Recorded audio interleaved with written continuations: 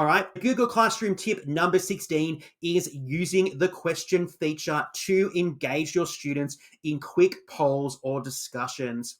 So again, we just head to our classwork page, we click on our create option, and we are going to hover down to question. So very similar in our structure to all of the other tools that we've used, but there's a couple of small changes.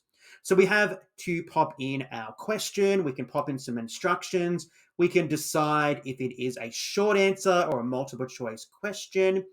And then over here on our right hand side, again, we can have different questions for different students. We can allocate it grading, make it graded or ungraded. We can pop in our due date. We can move it to a topic, just like we talked about.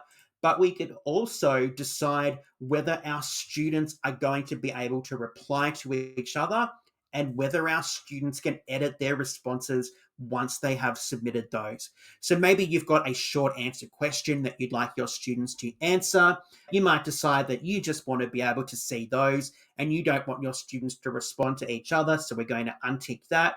But we don't mind if our students head back in and edit that particular response afterwards because maybe they realize they completely missed something, or maybe they'd like to add another example, or maybe they'd just like to fix up their writing or their response so that they are able to truly reflect their particular learning for this topic.